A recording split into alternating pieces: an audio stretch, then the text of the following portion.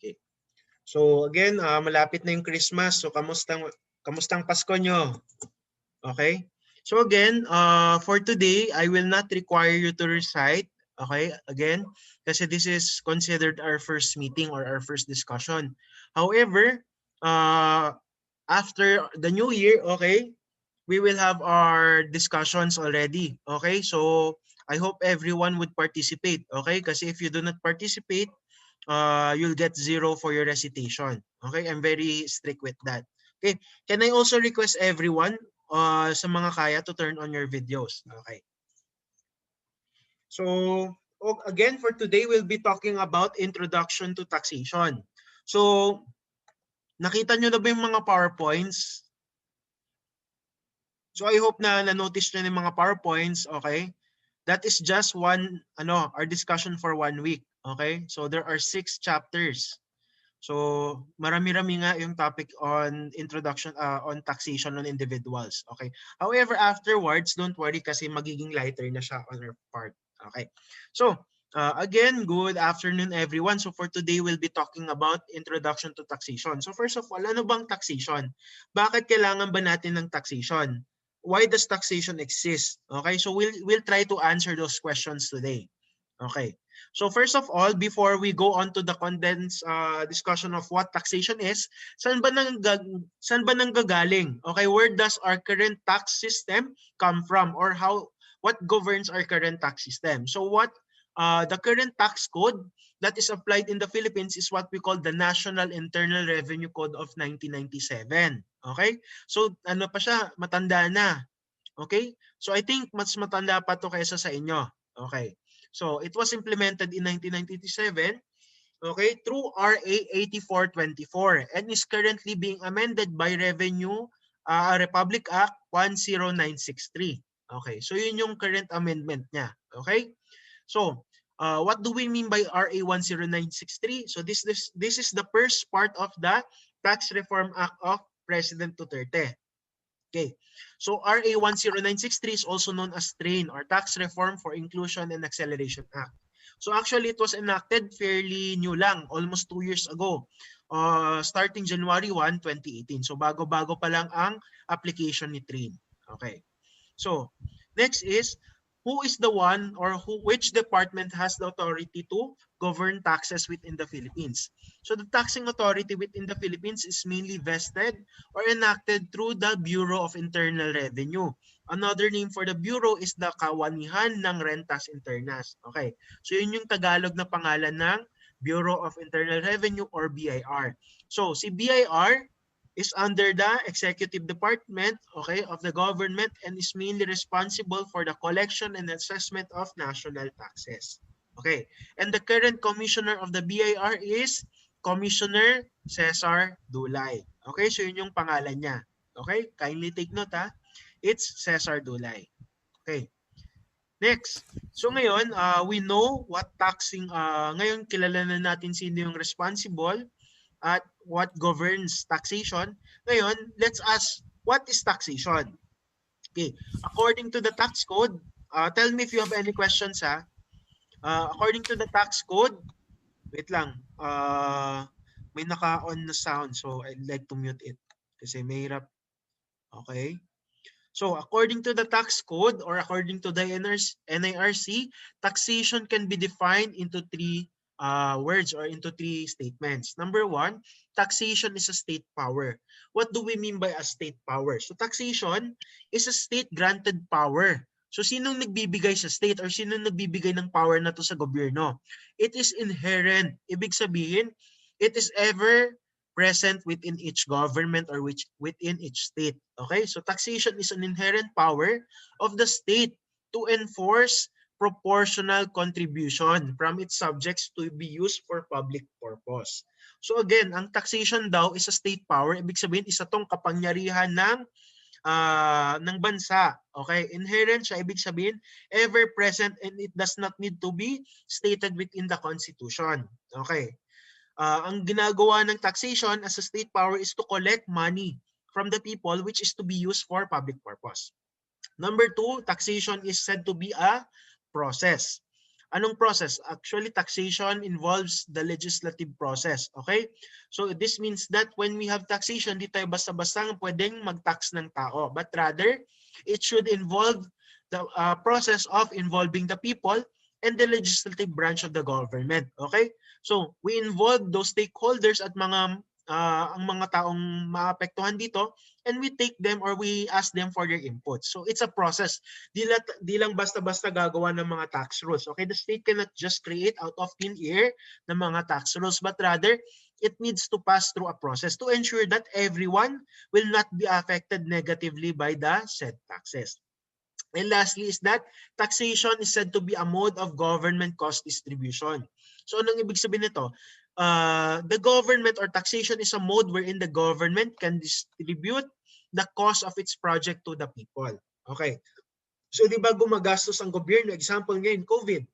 Gagastos ang gobyerno. So saan ba nakukuha ng gobyerno ang mga pera na to or ang mga budget or the budget to pay for these services? So it is through taxation na kung saan pwedeng i-distribute ng government yung gastos nila or yung mga burden nila. So those are the three main definitions of taxation. Okay. Tell me if you have any questions. Okay. So next, ngayon, we know what taxation is. Let us ask, bakit ba kailangan ng taxation? What's the basis of taxation? Okay? Bakit ba? Why is there a need for taxation? Okay. So, we need taxation because the theory of taxation tells us that all governments provide a vast array of services to its people, which includes healthcare, public works, public order, safety, education, defense, and social protection.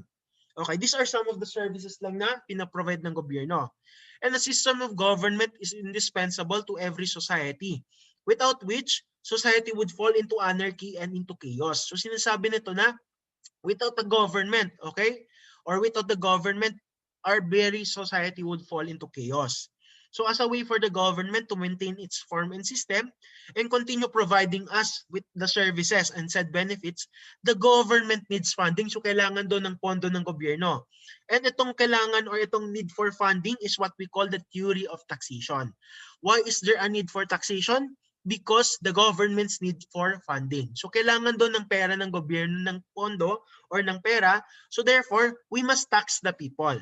Okay, the theory of taxation is also known as the necessity theory. Okay, so that's another term for the theory of taxation.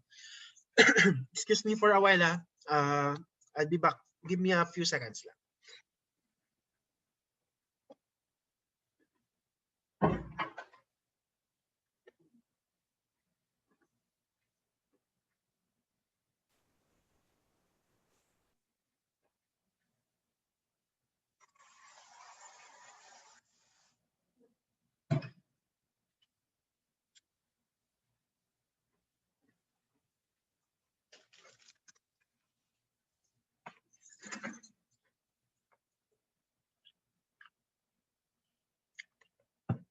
Okay.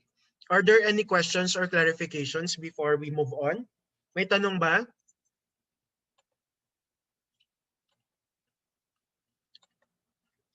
Wala? None, sir. None, sir. Okay. So again if you have any questions, wag kayong mahiya magtanong. Okay? It's better to ask in class para yung iba matuto rin sa mga tanong nyo. Okay, so actually right now it's very clear kasi it's very theories pa lang tayo. Okay. So next, ngayon alam na natin bakit kailangan ng taxation. Okay? Next, saan ba binibase yung taxation or where is taxation based upon? So the second theory is that or the second concept is the basis of taxation. Okay. So the basis of taxation tells us that the government provides benefit to the people in the form of public services, and the people provides the funds that the government needs or that finances a government. So this is what we call the mutuality of taxation. The mutual support between the people and the government is actually the basis of taxation. So bakit kailangan ng taxation or why is taxation present? Because of the mutuality, okay, of taxation. Because a government or the government needs funds and the people needs the support of the government. Okay? because of this continuous mutuality or parang circle siya, di ba? The circle of life, okay? This mutuality of taxation is the basis or the reason why we have taxation right now. One cannot survive without the other. Okay. Sir, paano mo masasabi na may nare-receive akong service or nare-receive akong benefit?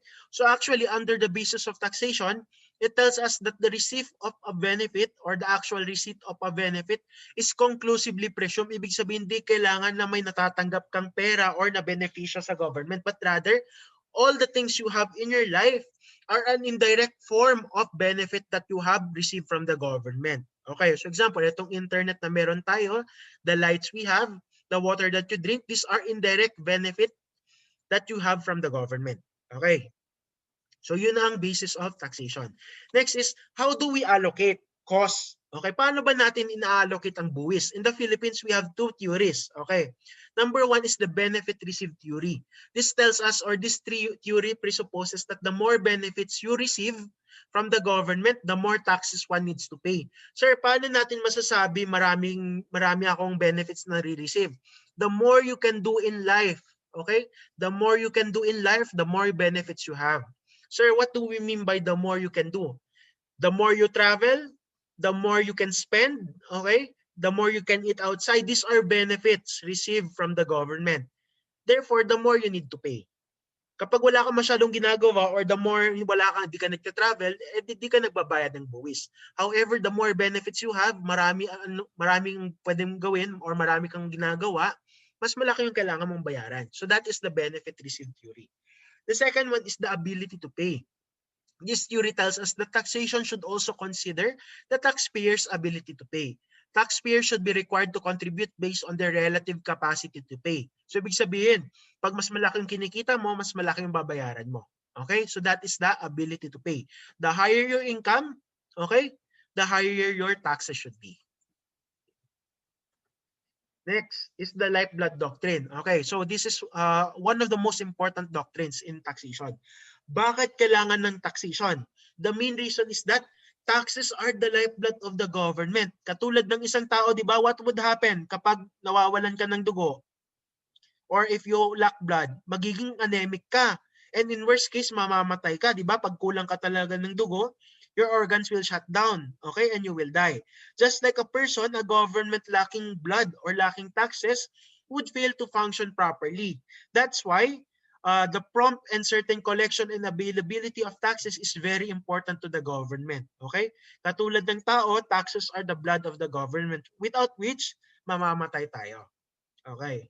So, the lifeblood doctrine means that it has certain implications. Okay, so actually there are 5 main implications. Okay, so first implication, taxes are imposed in the absence of a constitutional grant. Since lifeblood nga daw siya, ibig sabihin kailangan ng taxes or taxes are required or should be present even without the grant of a constitution.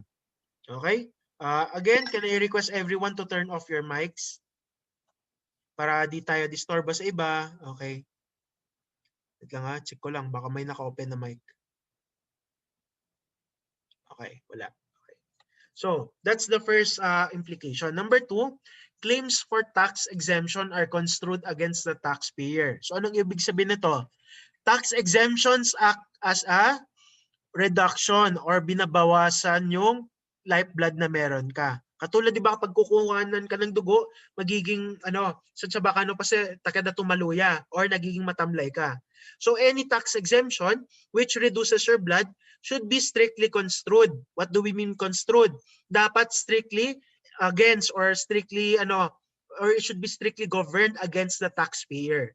So, kapag sinasabi mo, di ko kailangan magbayad ng buwis, kailangan ikaw, i-prove mo na di mo kailangan magbayad ng buwis. Okay? Any claims for tax exemption should be proven against the law or should be fully proven that you are exempted in compliance with the law. Okay? So kapag sinasabi mo exempt ka, prove it that you're exempted. Saan nakalagay sa batas? Okay? Saan nakalagay na ang pangalan mo, exempt ka. Okay, so yun ang ibig sabihin ng claims for tax exemption are construed against the taxpayer. Number 3, the government reserves the right to choose the object of taxation. Actually, this is very true. The government can actually tax anything and everything it can desire it wants. Okay? Kapag sabi ng gobyerno, okay, every time iihi ka or every time you breathe, tataksan ka. That can happen. Okay? That is the power of taxation. The government basically has the right to tax anything or everything. Okay? Under the sun. Okay.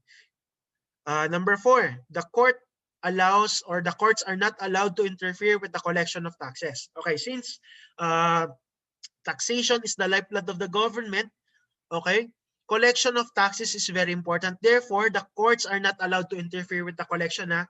Bawal mangialam sa collection. Okay, only when it has been final and decided, that's the time that the courts are allowed to interfere. Okay. And the 5th one is that in income taxes, there are certain implications. However, for now, guys, di muna natin i-discuss to. Okay? Because these items, okay, would be discussed in our next topic. Okay? Introduction or taxation on individuals. So for now, di muna natin siya i-discuss kasi it's not that of particular importance. Okay.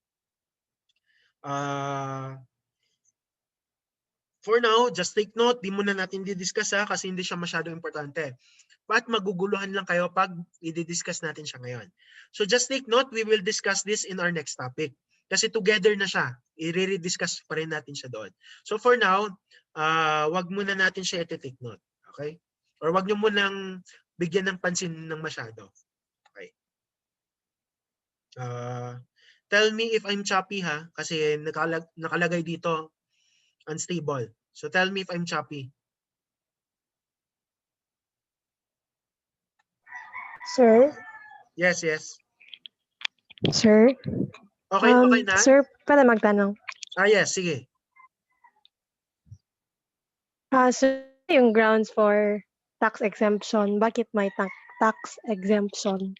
Okay. Sometimes the government would grant certain tax exemption to certain people, okay, or certain states as a way to improve the economy. Okay. Usually tax exemption for the poorest of the poor or for businesses that would help improve the economy. Okay? So example, yung mga foreign businesses, gusto nilang maglagay ng negosyo sa Philippines, the government may grant exemption. Okay. Pero in most cases, bakit may exemption? Either granted to the poorest of the poor. That's the most case. Okay. Okay na ba, Miss Tan?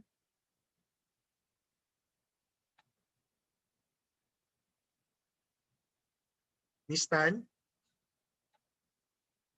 Choppy pa rin ako?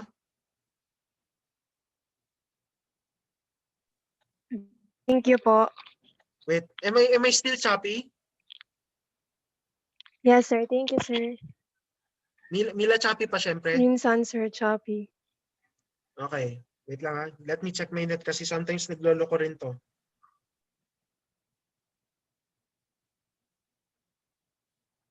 Yes, sir. Yes, sir. Choppy po kayo. Choppy talaga, sir. Okay. Wait give me a few moments. I'll reconnect to a different network.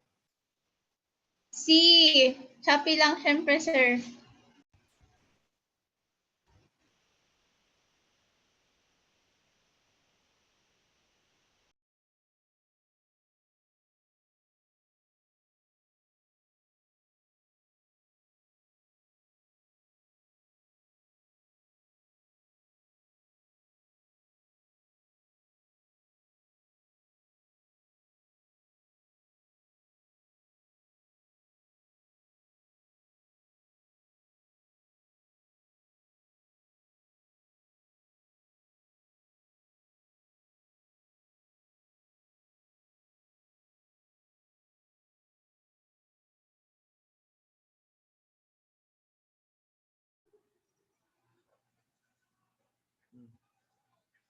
Okay. Choppy pa rin ba?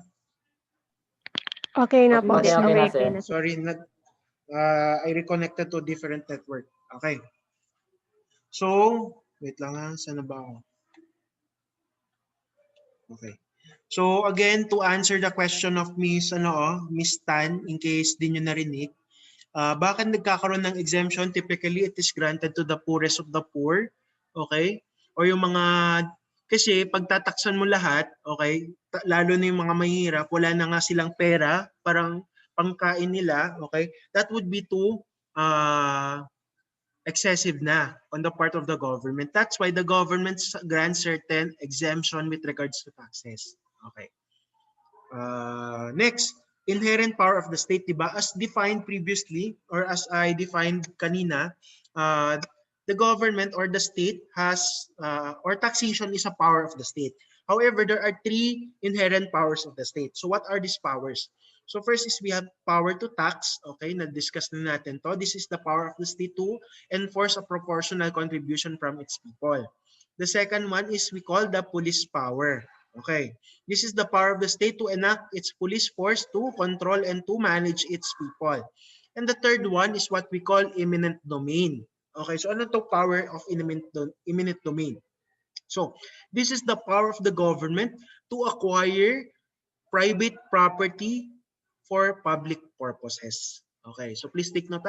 Pwedeng kunin ng gobyerno ang bahay nyo or ang lupa nyo, okay, at gamitin niya to for public purposes. Okay, so that is what we mean by eminent domain. However, pag kukunin ng gobyerno yung property nyo, they still need to pay just compensation, okay, in lieu of your property.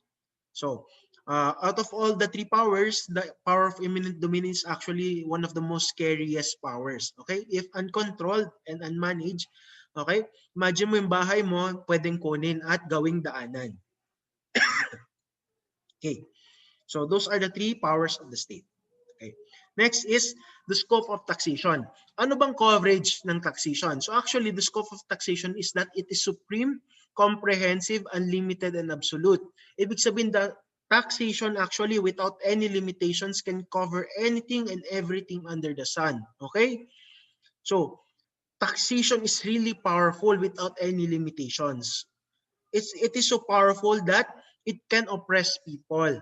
Okay? So, that's why under certain limitations, taxation is subjected to two forms of limitations. Okay? So, ano tong two forms of limitations? We have inherent limitations and constitutional limitations. We impose these limitations on taxation to ensure that taxes or the government would not abuse the power of taxation against its people. Okay. So what are these two limitations? Number one is what we call inherent limitation. So inherent limitation is innate. Ibig sabihin, ever-present siya, okay, within taxation. And number two is what we call constitutional limitation. This is a limitation that stems from the Philippine Constitution. Okay. So there are 5 inherent limitations and there are 16 constitutional limitations. Okay. So we'll be discussing this one by one. Okay. So ano ba yung inherent limitations? There are 5. Okay. So the 5 inherent limitations, ginawan ko ng acronym. We have SPINE. Okay. Wait, excuse me lang ha.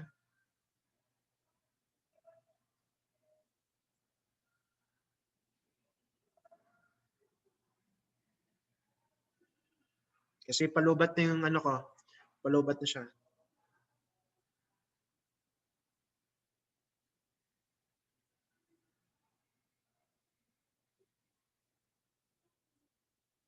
Okay. So, what are the inherent limitations of taxation? First one is what we call situs, or another word for situs is territoriality. This means that taxation is applicable or should only be taxed, or the power of taxation of a state is only present within its given territories or within its given jurisdiction. So, example, pag ikaw, Pinoy, nasa Amerika ka, the state or the Philippine government cannot impose its right of taxation against you. Okay? For any income you have earned abroad. Okay. So, that is what we mean by the 3 powers. Okay. So, may question dito sa akin. Sir, yung 3 inherent powers equally superior? Or equal ba sila or superior ba sila? So, actually, we cannot say which power is superior or which power is more powerful than the other. Okay. So, these are just the 3 powers of the state. Depende on the state on how they could abuse it. Okay. So, actually, all 3 powers are very powerful or superior. However, I cannot say which power is the more or the best out of the 3. Okay, so parang pwede natin sabihin na tabla sila. Okay? It's how we look at it. Okay. So there's no greater power than the rest. Okay? Okay na ba for the question? Okay. Okay. Again, the first one is what we have, or the first limitation is what we call situs to taxation. This means that where only, or the state should only tax within its jurisdiction or within its territoriality. Number two, public purpose. This means that the power of taxation or any taxes collected should be used for the public or should be used for public purposes only. Okay, so bawal gamitin ng ang pera ng bayan or ang kaban ng bayan para sa isang tao or para sa isang grupo. Okay.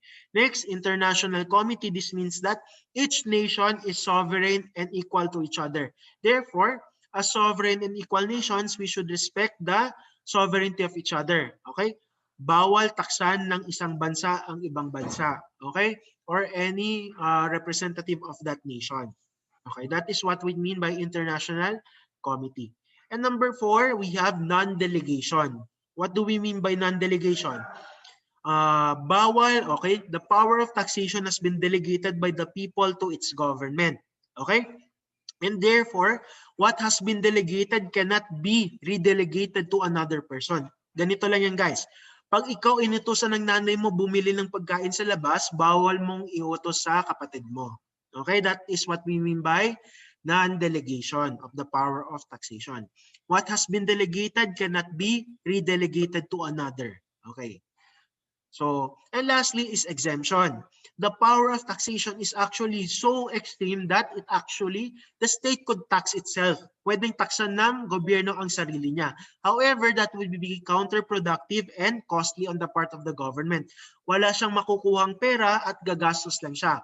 Therefore, in their mind, sinabi ng gobyerno, okay, since that's the case, we should exempt ourselves from taxation. So therefore, the government, including all of its subsidiaries, is exempt from taxation.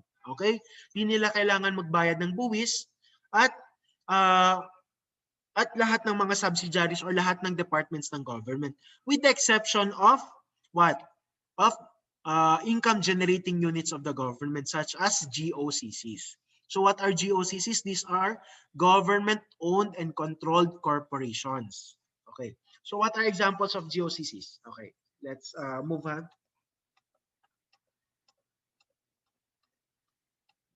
Okay. Meron tayong public purpose. Check nyo na lang yung mga memes ko. Okay. Okay. So what are examples of GOCCs? We have SSS, PHIC, PAGCOR, GSIS. These are examples of government-owned and controlled corporations. Okay. Any questions on inherent limitations?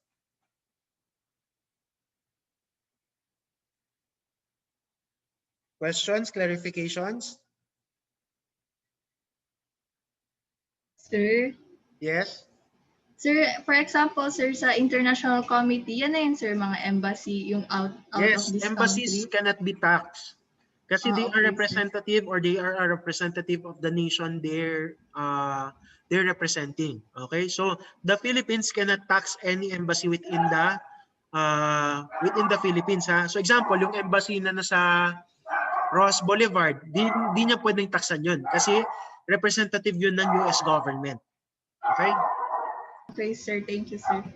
Okay. So next we have, okay na tayo sa inherent limitations. So ngayon, let us discuss the constitutional limitations. Okay, excuse me kasi may ingay yung aso namin.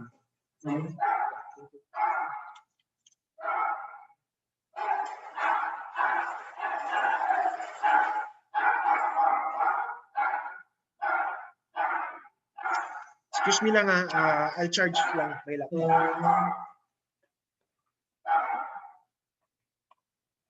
Okay. Okay. Sorry, alam nyo naman pag may mga aso maingay talaga. Okay. So, let us now go to the constitutional limitations. Okay? There are 16 constitutional limitations. Okay. So actually itong 16 I divided it into 4 groups. Okay? So kindly take note na lang. Etong 4 groups na to, ginawa ko lang yung acronyms na to. However, pag kayo may ibang acronym kayong gusto, pwede nyong i-follow yon. So the 4 groups are, we have Jew Prowers, Nopim Preptar, Educonodide, and Score LG. Okay. So yan yung acronyms natin. So let's have the first group of acronyms, Jew Prowers. So what do we mean by Jew Prowers? Okay. So Due Prowers is, the first one is we have due process of the law. This means that no person shall be deprived of life, liberty, or property under the power of taxation without the due process of the law. Ibig sabihin, pag gusto ng gobyerno or gusto ng BIR kunin yung property mo, they must pass through the stringent requirements of the law. Okay? Lahat ay may proseso. So although sabi nga nila nakakapagod yung red tape, sometimes itong red tape ay nakakatulong sa atin. Okay? So that is what we mean by the due process of the law. Number 2, uniformity rule in taxation. Okay? This means that each person of each class or equal class should be taxed equally and uniformly. Okay? So ibig sabihin, pag milyonaryo ka, okay, or you belong to a certain income group, you should be taxed similarly, while people of dissimilar circumstances should be taxed dissimilarly. So example, ikaw, milyonaryo ka at may kasama kang middle income earner, you cannot be taxed similarly. Okay, iba yung tax groups nyo. So each person should be taxed uniformly according to their scenario or according to their income. So kapag millionaire ka, under ka sa millionaires bracket. Pag middle income earner ka, doon ka lang sa middle income earners bracket. Okay? At pag mahirap ka or poor ka or non-income earning ka, nandun ibang bracket ka na naman. So that is what we mean by uniformity rule in taxation.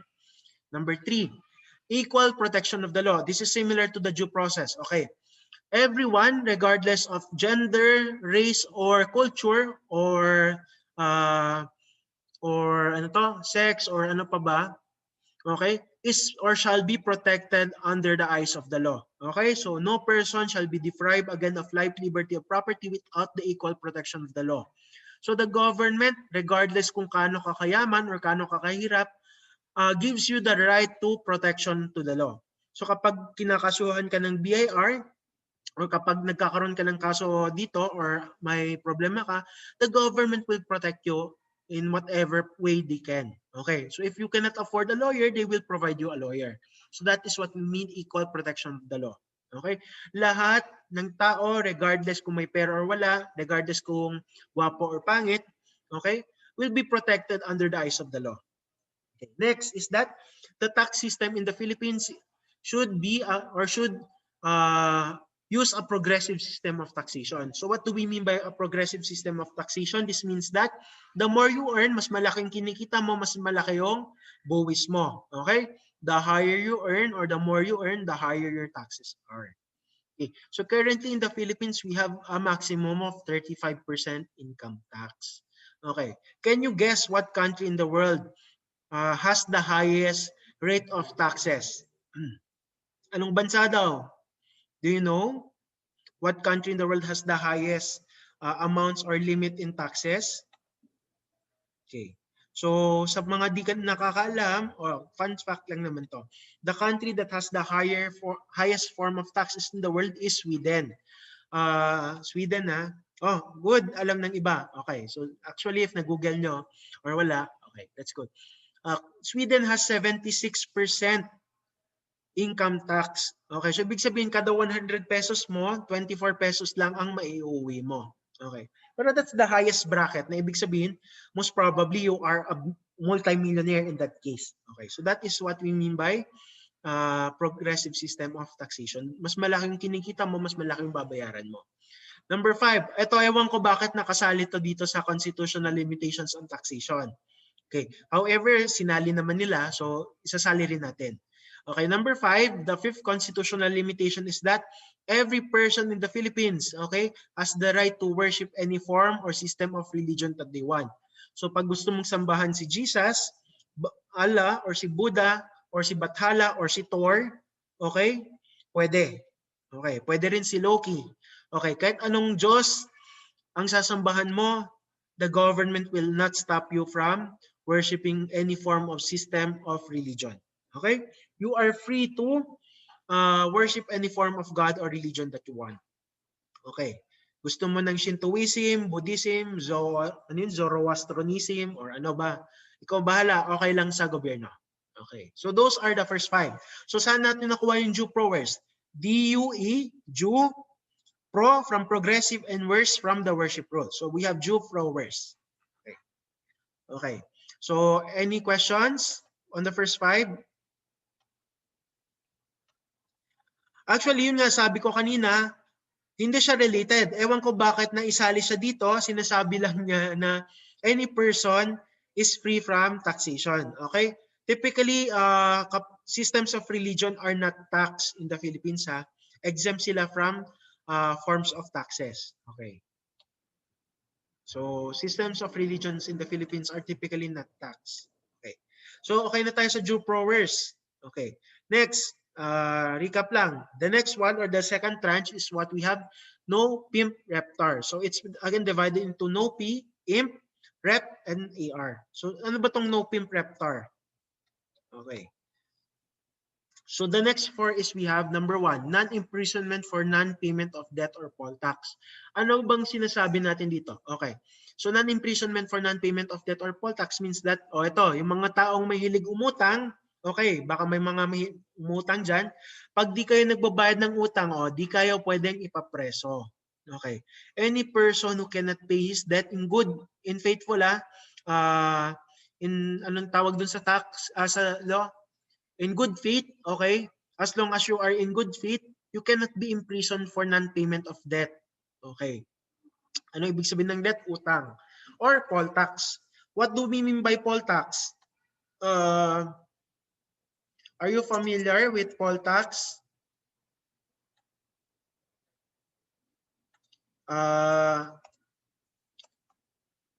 What's another word for poll tax? Does anyone know? Okay. Ang poll tax or may sumagot. Okay. Sa mga di familiar, actually, in Tagalog, ang tawag natin dito ay sedula. Okay. Nakikita nyo ba to? So, actually, wag na natin. This is an example of a poll tax. Okay. Ito, nakikita nyo ba to? Itong picture image na to. Although it's not that clear. Okay. Ganito ang sedula. Or another word for it is poll tax. Okay. So kapag di mo doon nababayaran to, okay lang. Di ka pwedeng ilagay sa preso. Please take note ito lang ha. If you do not or if you cannot pay this, it's okay. It's not that mandatory. Okay? Any questions or clarifications?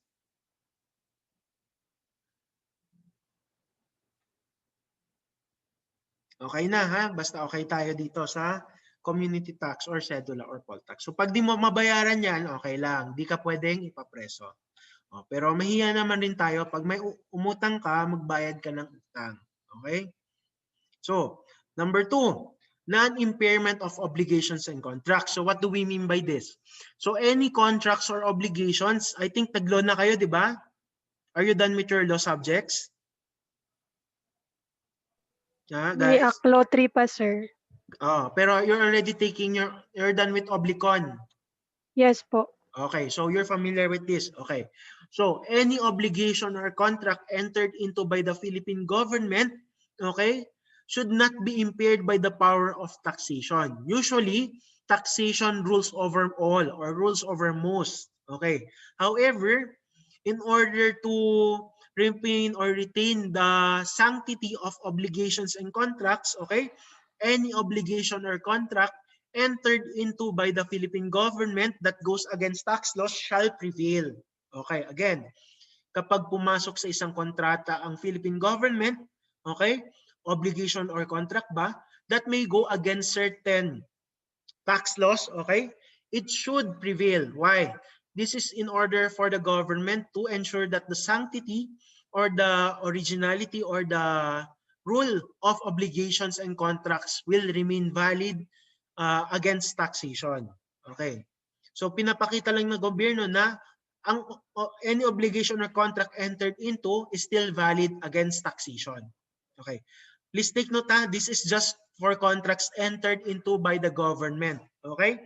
personal contracts or individual contracts or obligations should still follow the rule of law.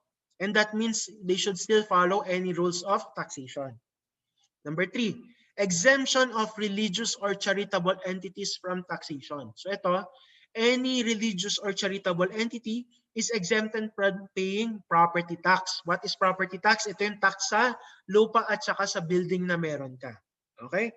That is what we mean by exemption of religious and charitable entities from property taxation. Okay? Okay ba? Okay. Next, non-appropriation of public funds or property for the benefit of a church, sect, or system of religion. So, ibig sabihin nito, bawal mamigay ng pondo or pera ang gobyerno sa isang reliyon, grupo, or system of religion. So, this is what we actually mean by separation of the church and the state. Okay? The state should not interfere and should not provide any help to any religion. Para pantay-pantay daw. So bawal tumulong ang gobyerno sa any religion or system of religion or kulto or sect. Okay? So any questions sa 4 na to, sa no pimp reptar? So Sir, I have question. Sige, Mila. Sir, kasi parang sa akin, sir, medyo similar yung free worship rule and then yung number 3, exemption of religious or charitable entities. Pero correct ba, sir, na yung difference nila is yung free worship rule kaya siya exempt from taxes, yung minimin dito is yung action mo lang, walang property involved. Correct Yung ba? free worship Tapos, rule tells you that pwede ka you could worship any religion you want. Yun lang yung sinasabi niya ng free worship rule. Yes, sir. Yung parang solely person siya, personal, Oo, ganun. personal siya. Sinasabi Pero niya. yung number 3 dito, Number 3? sir, meron na siya entity or meron na Yes. sila property involved. Yes, any entity or any religious group that owns property is exempt from taxation. Okay, sir. Property taxes, ha? Okay. Okay na. Okay, sir. Thank you. So, saan natin nakuha yung no pimp reptar? So, yung no pimp is actually no payment or no fee, imp from impairment, rep is religious, exempt from property tax, okay? Religious exempt from property tax, rep, and R, appropriation. AR lang, appropriation. Okay. So, yun ang no pimp reptar. So, okay na tayo sa next, sa batch 2, okay, or sa second tranche. Okay. The third one is we have Educon Nodide. Okay, again, another 4. So what do we mean by Educon Nodide? Okay, so let's start our discussions. Okay. Before we start, any other questions? Questions or clarification? Sige. So again, you must take note, ha, itong mga limitations natin. So first, we have exemption of non-stock, non-profit educational institutions. So question, bakit ba, why does the government grant an exemption to schools? Okay. So ganito kasi yan.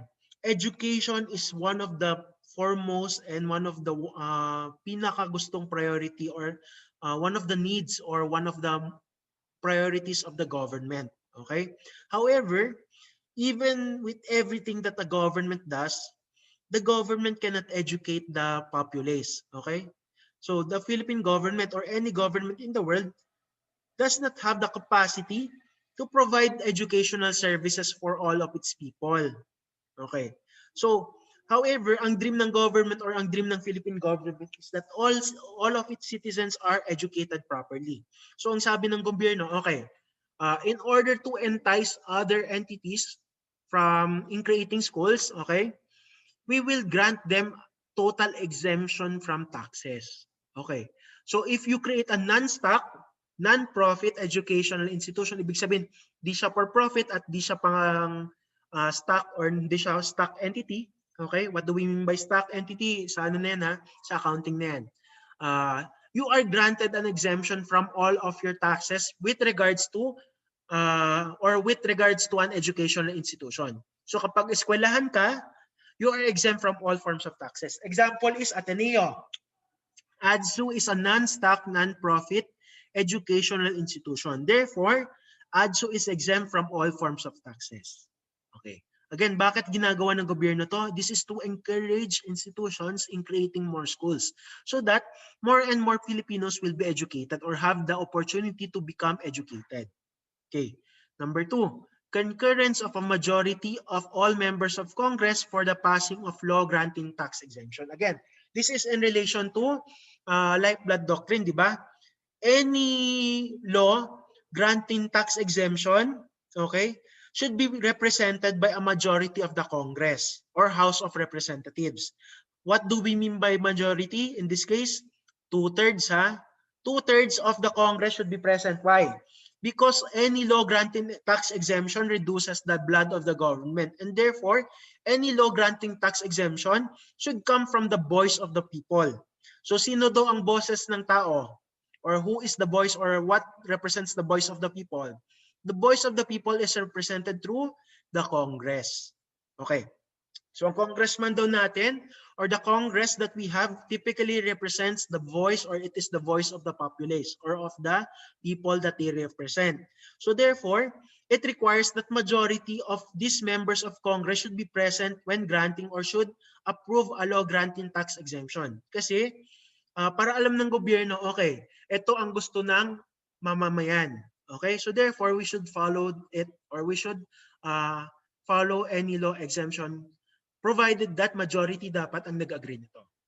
Okay, number 3, non-diversification of tax collection. Anong ibig sabihin nito? Bawal gamitin ang pondo ng bayan para sa isang grupo or sa public or sa private purpose. Okay, tax collection should only be used for public purposes.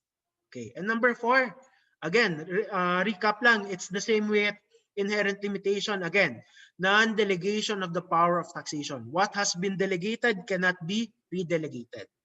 Okay. Any questions? Clarifications? Saan ba nakuha yung educon nodide? So, meron tayong educational, concurrence, NODI is non-diversification, and delegation. So actually, ang correct dyan is educon, NODI, non-diversification, and NODE, non-delegation. Okay. So meron tayong educon, NODI, DE. Any other questions? Questions, clarifications? Klaro ba? Sir, exemption is a school lang. Yes, only schools are exempted. Teachers who are still earning income should be taxed just like everyone. Okay? Okay ba? Sir? Yes? Sir, bakit, di ba, na siya, inherent limitation na yung non-delegation and public purpose? Bakit sinali pa sila ulit sa constitutional limitation? Gusto lang siguro i-reiterate ng government. You know the government, mahilig mag-reiterate ng mga bagay-bagay, redundant. Gusto niya lang i-reiterate again na this point is very important. Okay. So although it's an inherent limitation, sometimes kailangan pa rin natin i-present sa constitution natin so that it's clear. Alam mo naman yung mga tao, sometimes philosopher, pag hindi mo sinulat, it doesn't exist. Diba? Okay, sir. Sige. Sir, Yes? yung sa exemption of non-stock, non-profit educational institutions, sir, nag-a-apply lang siya for the school operations, not for its properties? Yes, only the school. Okay? School operations lang. Okay, Sa sir. mga Thank you, teachers, sir. sa mga nagtatrabaho doon, they are still taxable. As well as their properties, sir. Taxable pa din. Properties, yung properties, nandito yan, no? Depende. Ano yung ano? Wait lang, ha? Yung sa Yung properties education, are sir. still, wait lang. All forms of profit, exemption of non-stock. Actually, yung properties may be taxed. Okay. Properties may be taxed kasi ang exemption is only on all forms of income. Okay? Yung property tax, pwede pa siyang mataksan doon. Pero in most Okay, cases, non-stock, non-profit educational institutions are also religious or charitable. So usually, just like Ateneo, exempt na siya sa income, exempt pa siya sa property. So in most cases, most schools are non-stock, non-profit na religious pa. Okay, sir. Thank you, sir. Okay na. So example, UZ, si UZ, hindi siya ano ha, hindi siya exempt kasi for profit si UZ. Okay? For stock and profit siya. So therefore, taxable siya on all its property and income. Okay. And lastly is we have score lagi. So actually score lagi is divided into 3 parts. SC, HOR, and LG. So ano si SC? SC represents Supreme Court, HOR represents House of Representatives, and LG represents the local government. Okay. So para familiar lang tayo. Okay. So the last 3 constitutional limitations. Number 1, non-impairment of jurisdiction of the Supreme Court to review tax cases. This means that kahit anong mangyari, the Supreme Court still has the right to review tax cases. This is to ensure the fairness and validity of all tax laws. Okay? Again, this is to ensure that tax laws created should not go against the Philippine Constitution. Okay. Number 2, any appropriation, revenue, or tariff bills must exclusively originate from the House of Representatives. So, anong ibig sabihin nito? Let me give you a clear an example. Paano ba pumapasa ang batas? Okay. So, if you're not familiar with how laws are passed, ganito yan. Laws are originally, or ang naunang laws, before a law is passed, ang tawag sa kanya ay bill. Okay. Bill ang tawag ha. And bills typically originate from 2 places. Number 1, pwede siyang manggaling sa House of Representatives. And number 2, pwede siyang manggaling sa Senate. So a senator or a congressman may make a bill. Okay. So once a bill is made, kailangan dumaan ito sa Senate at saka sa Congress. Okay. Once it has passed through the Senate and Congress, magkakaroon ng bicameral committee wherein both houses or both parts of the Senate, the upper and the lower houses, will approve the said bill. If na-approve ang bill na to, okay, sa bicameral committee, ipipirma na at i-approve na ni Digong. Okay, so yun ang typical way on how laws are passed. However, under the Constitution, any laws or any bills related to appropriation, ibig sabihin budget, revenue, or taxes, okay, itong tatlo, should originally or should exclusively originate from the House of Representatives. Why? Because itong taxes, appropriations, revenues, and tariffs includes the budget of the people, okay, or the state.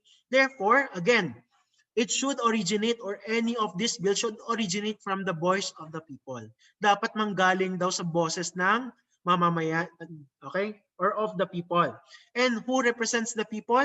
The House of Representatives. So therefore, appropriations, revenues, or tariff bill must exclusively originate from the House of Representatives. Ibig sabihin, pag wala sa House, walang kopya sa House, or walang nag-file ng bill, the Senate cannot file a similar copy. Okay? Gets? Okay. And lastly, okay, di ba may ano tayo, bawal mag-delegate ng power to tax. Di ba? Do you remember that? It's an inherent and in a constitutional limitation. There's an exemption to the rule. And the exemption to the rule is the last one. The delegation of the taxing power to the local government units. So ibig sabihin, di ba sabi natin kanina, bawal mag-delegate ng power to tax.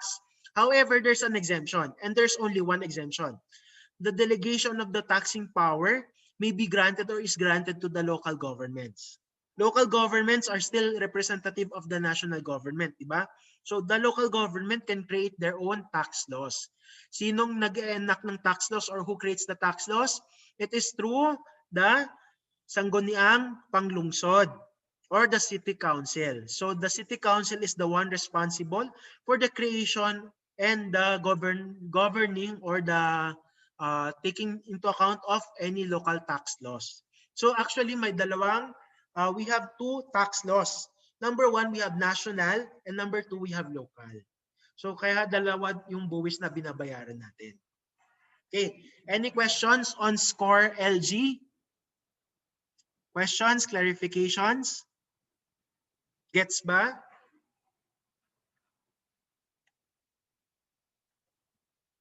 Okay. So if there are no more questions, we're done with the constitutional limitations. Oh, okay. So actually sana yun lang, no? Pero We're almost done. Mga 10 slides na lang. Okay. So next, what are the stages of the power of taxation? There are 3 stages. Number 1 is we call levy or imposition. Dito ginagawa ang batas. So who is in charge here? Mainly the House of Representatives or through the legislative branch. So the first stage is the creation of the tax law. Okay. Pag pumasa na to at inapprove na, the second stage is what we call assessment and collection. Since may batas na, pwede nang kumolekta ang BIR or ang gobyerno. So who is responsible here? It is the executive branch, mainly through the House of Representatives. And thirdly is, okay, since nangongolekta na tayo at nag-assess na tayo, of course, baka may magre-reklamo, baka may mali or meron tayong di naiintindihan. So the third step is review of tax cases or the review of the tax law. Okay? Sinong responsible dito? It is the judicial or judiciary branch of our government. Mainly, saan dadaan? Through the Court of Tax Appeals and the Supreme Court. Wala na ang Regional Trial Court at wala na yung Municipal Trial Court. So dalawa na lang, CTA at saka Supreme Court. Pag wala ka pa, natalo ka sa CTA, Supreme Court na lang. Pag natalo ka pa sa Supreme Court, edi wala na. Okay? So these are the 3 stages of the power of taxation. Okay. Any questions? Questions? Each stage is independent from another, ha? Bawal mangialam ang stages or ang mga departments nito. Okay. Next. Sir, Yes. yung CTA, sir, Court Trial of Appeal? Court of Tax Appeals. They Okay, only sir. hear tax cases. Sila lang talaga. They're the only one responsible for tax cases. We have the Court of Appeals, di ba, CA? So, okay. So, anong power or what is the discretion of the legislative branch when they create tax laws? So, there are 7. So, gumawa ko ng acronym, si PORCASM daw. So, what are the powers or anong discretion nila? Number 1, purpose of taxation. Para saan ba gagamitin ng ang buwis na to? Para sa COVID ba? Para sa ekonomiya ba? Or para sa mga tao ba? Number 2, object. Anong tataksan nila? Okay. Narinig nyo, di ba gusto nilang taksan yung Netflix? Pwede. Okay. Tubig, kahit ano, any form, pwedeng taksan ng gobyerno. Okay. Number 3, magkano? Okay. Or ano yung rate? 1% ba? 2%? 3%? Or piso kada kilo? Ganon. Any amount pwedeng i-decide ng government. Okay. Number 4, what kind of tax would be imposed? Okay. Ito, di muna natin discuss kung anong types of taxes. Next meeting na yan na kasi marami yan sila. Okay. So anong type of tax? VAT ba? Local tax, national tax, and all. So wag na muna natin discuss ngayon guys ha, kasi marami to. Okay. Next, magkano yung mapupunta sa national government? Magkano mapupunta sa local government? 50-50 ba? 80-20? 99-1%? Ganon. Next, situs. Saan yung location or hanggang saan yung scope ng taxation? Okay. Sa Manila lang ba? Sa Luzon lang ba? Sa Visayas lang ba? Or sa Mindanao lang ba? Okay. And method of collection. Paano ko kolektahin? Sinong department ang responsible? BIR ba? Customs ba? Or any other department of the government is responsible? At paano yung method of collection? Cash lang ba? Online or as such? Okay. So ito yung discretion ng legislative department when creating tax laws. Okay. So again, we have PORCASM. Okay. So, next is we have Assessment. okay na, na-discuss ko na. Okay, next is situs of taxation. What do we mean by situs? This is called the place of taxation. It is the place or jurisdiction that has the power to levy taxes upon the tax object. It serves as the frame of reference engaging whether tax objects are within or outside the tax jurisdiction of the taxing authority. So dito, chine-check mo, taxable ka pa ba within the Philippines or not? So you check the place of taxation. Okay. So for now, there are 5 examples dito. Pero for now, di na natin siya i-discuss. Okay. Bakit? Kasi when we discuss taxation on individuals, nini-reiterate niya to doon. So for now, wag na natin i-discuss yung different situs of taxation. Kasi again, this will be reiterated in our next lesson. Oh, somewhat the same. Okay? Situs and territoriality are somewhat the same. Okay? They are similar or synonymous to each other. Okay? Again, itong 5 na to, di na muna natin i-discuss. Again, bakit? Kasi we will have an in-depth discussion on our next meeting. Okay? Okay. Next, what are the other doctrines? So actually, aside from sa na-discuss natin, meron pa tayong mga theories in taxation. So actually, marami-rami to. Pero let's discuss mabilisan. Okay. Actually, di na to masyadong mahirap at kayang-kaya na to. Okay. Number 1, excuse me, makating yung ilong ko. What do we mean by the Marshall Doctrine? So the Marshall Doctrine tells us that the power to taxation is the power to destroy. So actually, this is very true. Without any controls or without any limitations, taxation can destroy people. Diba? Pwedeng sabihin ng gobyerno, okay, tataksan kita 90% ng income mo. Paano pa mabubuhay ang tao? Diba? So, the power to tax is the power to destroy. That is what the Marshall Doctrine tells us. So, number 2, si Holmes. So, kinontra ni Holmes Doctrine yung Marshall Doctrine. Sabi niya, the power to tax is not the power to destroy as long as the court sits or as long as the court exists. So, sabi niya, as long as the court is there or as long as the judicial department is there, taxation can never destroy. That's why the third stage of taxation is the review of tax laws or tax cases. It's very important to ensure that tax laws should still be equitable. Okay? Hindi dapat inaabuso ang tax laws. Okay, so yun ang Holmes Doctrine. Number 3, perspectivity of tax laws. Ibig sabihin nito, tax laws are applied prospectively. Ibig sabihin, pag gagawa tayo ng batas, anong araw ngayon? December? What day today? What day is today? 16? So pag gagawa or may naipasang batas ang Philippines ngayon, December 16, it should only be applied starting today, moving forward. Okay, prospective tayo. Bawal mag-retroactive application of tax laws. Why? Kasi maraming maapektuhan and it would be inequitable and unjust. Diba? Dati, nagbebenta ka ng tinapay, okay, benta mo 2 piso, tapos di mo pa alam na tataksan ka pala prospectively. Diba? Malulugi ka nun at mawawalan ka ng negosyo. So tax laws are only applicable moving forward. Okay. Number 4, non-compensation or set-off. Bawal mag-quits. Okay? Di pwede ang quits sa taxation. So pag may utang or may utang ba or may liability ang government sa'yo or may sobra kang binayad sa isang buwis, bawal i-quits against another form of tax. Okay? Bawal ang quits-quits sa taxation. Okay? Number 5, non-assignment of taxes. Okay, bawal is i-assign or ibigay ang responsibility to pay your taxes towards another person. So example, si Lance, may utang siya sa kuya niya, 1,000 pesos. Okay. So, di pwede sabihin ng kuya niya, okay, etong tax ko, ikaw na magbabayad since may utang ka sa akin. Bawal ganun ha. You cannot assign taxes, okay, your personal taxes to another. Okay? Number 6, imprescribability of tax laws. Okay. So, anong ibig sabihin nito? Tax laws are forever. Okay. There's a saying, there are only 3 things that are permanent in the world. Number 1, death. Lahat ng bagay na mamatay. Okay. Yung pag-ibig niya nga nawawala, di ba? So, everything dies. Number 2, change. Lahat ng bagay nagbabago. Dati mahal ka, ngayon hindi na. Okay. So everything or there is constant change in the world. And number 3, taxes. Okay. Since time immemorial, taxes will ever be present in any form or system of government. Diba? Since time pa ni Jesus, okay, 2,000 years ago, even 10,000 years ago, in any form or system of government, taxes exist. Okay? Even in the future, taxes will exist. Okay. So that is what we mean by imprescribability of tax laws.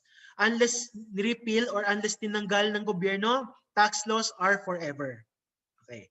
Number 7, wag na natin to describe yung doctrine of estoppel. Forget nyo na yan siya. Hindi na yan siya importante. Okay. Wag na yan ha. Hindi na natin i-discuss si estoppel. Number 8, judicial non-interference. So anong ibig sabihin nito? The courts, again, reiteration lang ha, the courts cannot interfere with the collection of taxes. They could only decide tax laws. Again, bawal mangialam ang judicial branch with the collection of taxes. collection still reigns. Okay?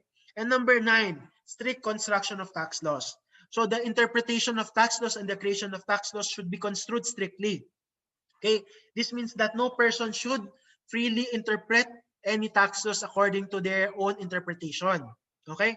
So di mo pwedeng sabihin ganito ang meaning ng tax laws para sa'yo. Okay? Tax laws are strictly construed in accordance with the provisions of the law. Okay? So di pwede na tampa matalino ka. Okay, kahit ano ka na ikaw ng pinakamatalino sa mundo, hindi pwede. Okay, tax law should follow the construction or as what is provided by the law. Okay, so these are the 9 doctrines or other doctrines in taxation. Okay, we're almost done. Malapit na tayo, so bear with me. Next concept is we have double taxation. What do we mean by double taxation? Double taxation occurs when the same taxpayer is taxed twice by the same taxing jurisdiction. Okay, ibig sabihin, dalawang beses ka binubuwis ng gobyerno. Okay? So, typically, double taxation is not illegal, ha? This means that pwede kang taxan twice. Okay? It is not illegal. However, the government still discourages double taxation. Okay? Again, double taxation is not illegal. Okay? So, ibig sabihin, pag nataksan ka ng twice, edi sorry ka na lang. Okay? However, dinidiscourage pa rin ng government kasi alam nila inequitable na to and unjust na to sa taxpayer. So, what happens kapag nag-double tax ka? Di muna natin i-discuss yun, ha, kasi part yun siya ng next discussion. Okay. Sir, So, yes? example niyan, sir, yung mga businessman. Yes, The sometimes na-tax ka on your same income twice. Okay.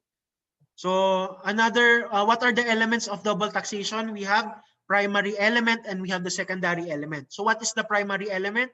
It means that the same object or yung bagay ang tinataksan twice. While we have secondary element, we have say ano siya, acronym meron tayong TTPP. Okay. So same type, same taxing jurisdiction, same purpose and same tax period. Okay. So these are the secondary elements.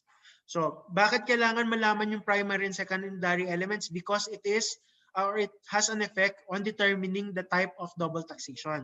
There are 2 types. Meron tayong direct and meron tayong indirect. Kailan nagkakaroon ng direct double taxation? If the primary and all the secondary elements are present. Okay? Kailan tayo nagkakaroon ng indirect double taxation? Indirect double taxation happens when one or more of the secondary elements is not present. Okay? Again, indirect double taxation happens if one or more of the secondary elements of double taxation is not present. Okay. So take note lang, ha, what is double taxation. Next, escapes from taxation. So paano ba? Nakakatakas ba tayo sa pagbabayad ng buwis? No. Usually we can never escape from taxation. Okay? So what are the forms of escape from taxation? There are 2 types. Number 1, yung nagre-result sa loss from government revenue, ibig sabihin nababawasan yung kita ng gobyerno, and number 2 yung di nababawasan yung kita ng gobyerno. So what are the types? We have tax evasion, minimization, and exemption. Okay? So let's discuss this one by one. What do we mean by tax evasion? This is the illegal avoidance or this is the illegal non-payment of taxes. Okay? So ibig sabihin, illegal to. Okay? Ibig sabihin, hindi ka nagbabayad ng tamang buwis. Paano? There are a million ways, okay? Kapag ayaw gawin ng tao, maraming rason. So, tax evasion, basta is the illegal non-payment of your taxes. Okay. Tax minimization, ano to? This is the legal, okay, minimization of taxes through the use of tax laws. So, ibig sabihin ng tax minimization, ginagamit mo yung batas para mabawasan yung taxes na kailangan mong bayaran. This is legal and this is allowed. Okay? So if you know how to use the tax laws to your benefit or advantage, katulad nating mga CPAs, typically what we do is tax minimization. Okay? And lastly is we have tax exemption. Ito is granted by the Philippine government. Again, pag di ka specifically exempted, you cannot claim exemption. Okay? So walang problema pag exemption ka kasi nasa batas yan. Okay, so those are the 3 categories that typically results in loss of government revenue. Okay, next, categories that do not result to loss of government revenue. Number 1, shifting. Ano nangyayari dito? O nagpaparamdam na, shift na daw. Okay, so what do we mean by shifting? you transfer your tax to another person. Okay, your tax liability. Typically, this is only applicable for business taxes. Okay, i-transfer mo yung tax liability mo to another person. Example is VAT. Diba? Naalala nyo, pag pupunta ka ng Jollibee, bibili ka, may resibo, makikita mo yung VAT. Okay. So, this is what we mean shifting. Ibig sabihin, Jollibee, transfer niya yung anong dapat bayaran niya sa'yo. Okay. So, ikaw ang nagbabayad ng buwis na yun. So, that is what we mean by shifting. Next, transformation. Okay. What do we mean by transformation? This results in, or ang sinasabi ng transformation is that aayusin niya yung sistema niya wherein it will reduce any inefficiencies to cover for any tax payments. Okay, so that is what we mean by transformation. And number 3, capitalization. Ito, ibig sabihin ng capitalization, ika-capitalize na lang yung tax. So magiging part of the cost of the product na yung taxes. Okay, so this is what we mean by capitalization. So actually guys, nakapost na tong PowerPoint natin. So if you want, you can download it. Nasa Schoology siya.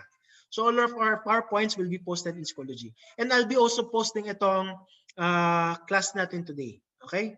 So next, last 2 topics. Tax amnesty versus tax condonation. What do we mean by amnesty versus condonation? So amnesty is a limited time offer by the government to a specified group of taxpayers to pay a defined amount in exchange for forgiveness of tax liability. So ibig sabihin, magbabayad ka pero limited na lang. Okay? So bawas na yung babayaran mo.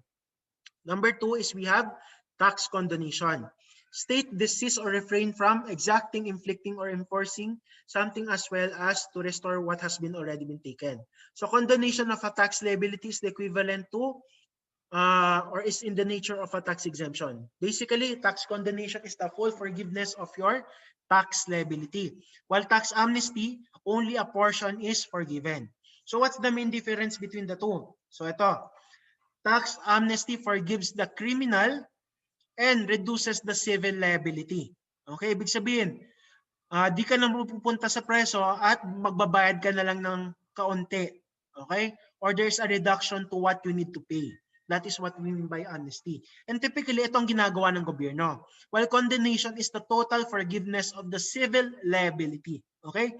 Typically, tax condonation wherein wala ka nang babayaran. However, there is still the criminal liability present. So that is what we mean by condonation. Okay. So any questions, clarifications? Questions, clarifications?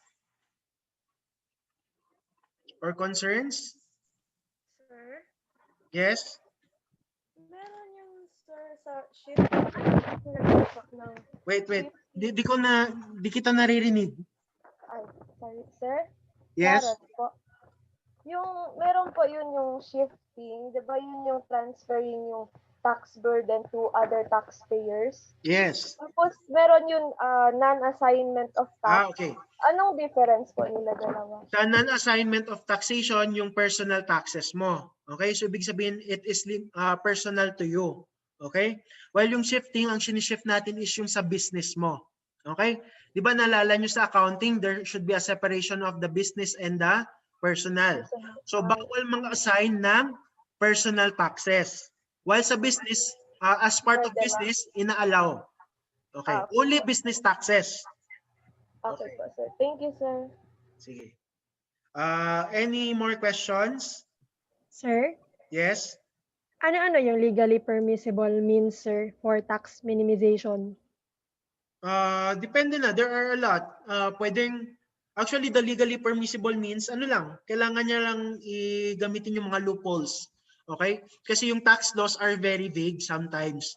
So kapag alam mo paano gamitin yung mga tax laws at saka mga tax rulings ng BIR, yun ang legally permissible means. Okay? So I cannot dictate kung ano yung mga means na to because there may be a lot. Okay? So example, pag sinasabi niya, exempt yung ganitong amount, okay? Pero vague siya. So pwede mong gamitin yun. Okay? So that is what we mean by legally permissible means. If the tax law is vague, it is construed against the Philippine government or construed against the against the state. So kapag vague siya, dilugi ang state. So yun ang legally permissible means ginagamit mo ang vagueness ng tax laws against the government. So that's why tax laws must be clear and concise. Sir, yun na yun. Kasi sir, one time, may kasama ko yung friend ko, tapos meron silang parang business. Tapos kumain kami, sir, and then sabi niya, hingi niya daw yung OR for tax, something ganun. So, paano yun, Okay. sir? Yung hiningi lang yung so anong tanong mo doon? Paano yun siya, sir? Paano niya nasasabi na parang for tax daw sa business nila? So, hiningi niya yung Kasi OR, typically, sir. yung mga businesses, ganito, yun ginawa ng friend mo actually, yan, it's a form of tax evasion. Okay. Kasi ganito, Ganun. businesses typically need receipts to prove na may expenses siya. So sometimes, kapag wala kang resibo, yung mga kinakain natin, okay, sasabihin mo, hingin ko yung resibo na to para i-claim ko as a deduction against my business. Okay. So that's a form of tax Okay. evasion that is somewhat illegal if mahuhuli ka. If di ka nahuli, nagiging tax minimization siya. Okay. So, burden of proof actually lies towards the taxpayer. Kailangan mo i-prove na ginastos mo siya for business. Okay. Pag walang proof, so ganun actually, tax laws are very vague. Okay. It depends kung sinong Thank you, sir. tumitingin. So, yun ang taxation actually. In the Philippines, it's very vague. Okay, sir. Thank you po. Okay. Are there any more questions? Okay, so if there are none, we'll stop here our class for today. Okay, so we'll meet kailan ba? On the first week of January na. Okay, so I'll see you then. Basahin nyo na yung ano nyo ha. Basahin nyo yung mga PowerPoints na sinend ko. Watch the videos of Sir Tabag. Okay? Kasi by next meeting, we will have recitation na. Di na tayo full on discussion kasi we cannot discuss everything. Okay? We cannot discuss 6 chapters in a day. Okay? 6 chapters, one meeting lang yun ha. That's the topic for one meeting. Okay? So that's why basa na kayo. Okay? Kasi I will only cover the important points. Okay? So, take note na, basahin nyo na, don't worry. We'll try to cover as much as possible. Okay? So if there are no more questions,